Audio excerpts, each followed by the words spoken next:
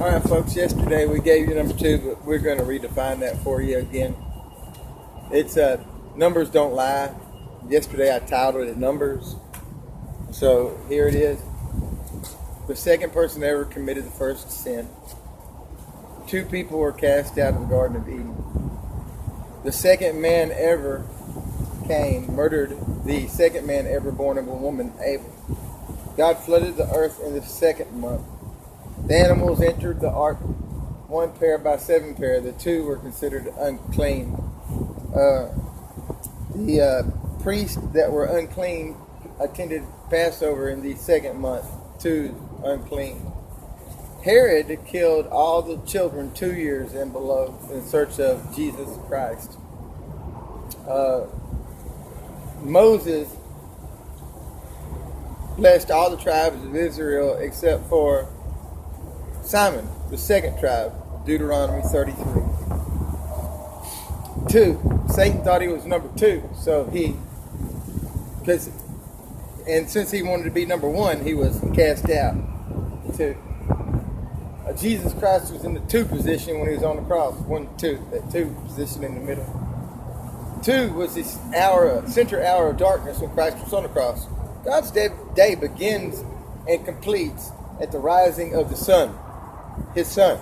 God's day begins and completes in light. Okay?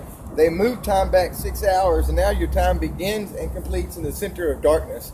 Well, they're not realizing this. They're going to talk about Satan. They're going to talk about God. Or they're not going to talk about what's real. Okay? That God's day is light to light, not darkness to darkness. The Passover lamb. When you killed the Passover lamb, it was at the even, at the going down of the sun. And let me show you this. When God made the 1st month the 7th month, and he began their year, half the year had already been completed at that point, when Passover was coming, when he led them out of Egypt. So their first year was 1.5, and that was the 14th. And 1/4 is 1.5 because 9 is 1. Ask any mathematician. 1/4 would be 1.5.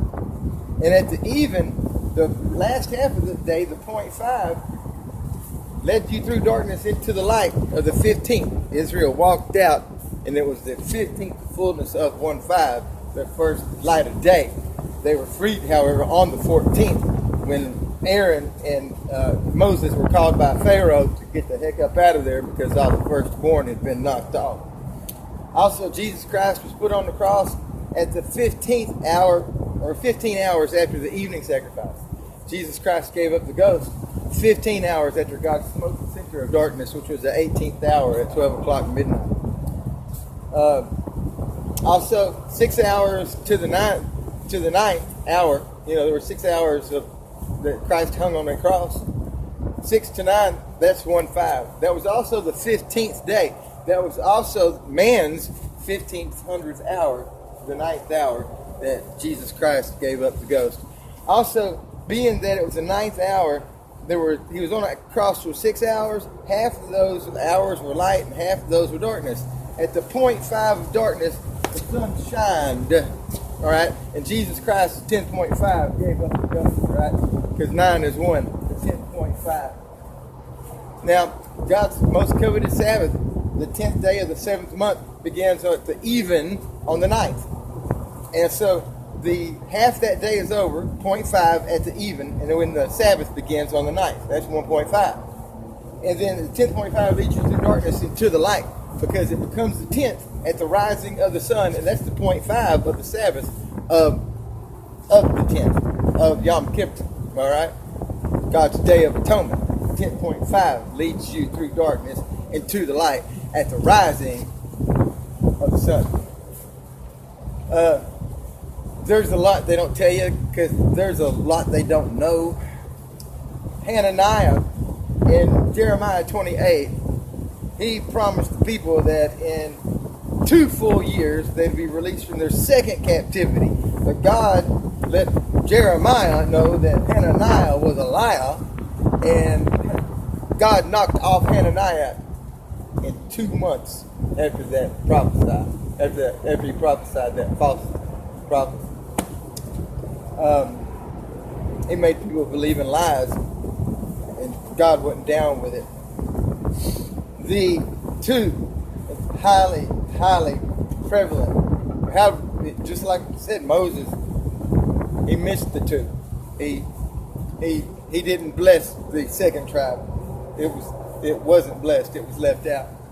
Also, the Jewish calendar has a 356 day year. The Gregorian is a 365. There's a 9-day difference. Every 3 years, the Jewish leap month comes in.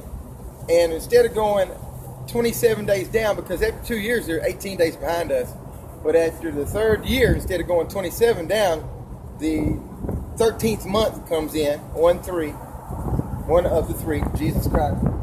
He rectifies it, throws out 1-8, and leaves behind 2. How does he leave behind 2? It's a 29-day month, and 27 days clears the board, and they leave 2 days behind. 2's left behind. God's all over it, and that's nothing.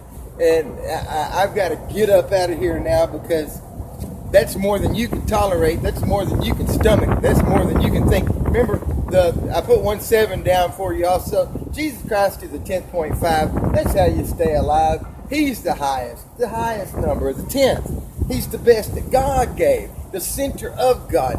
And he died on his birthday.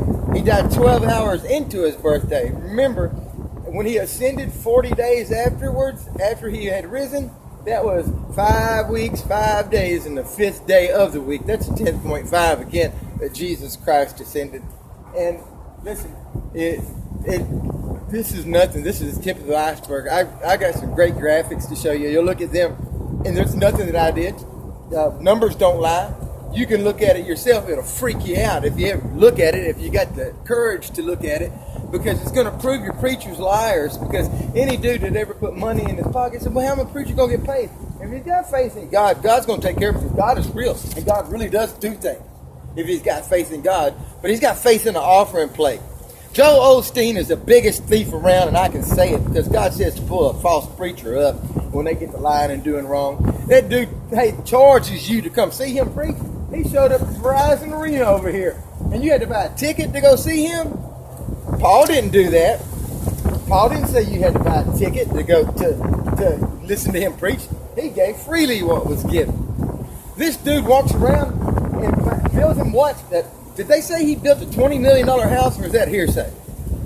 This dude flying all around, and all the other ones just like him, man. They're stealing from God. They're stealing from you.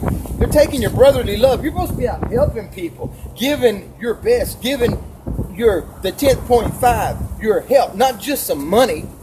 The Good Samaritan got off that horse, and he helped that other dude. And he healed him up, and he bandaged him up. Then he paid his bill on his way out the door. He stopped and gave of himself. These preachers are stopping you from doing that, the most important commandment of all.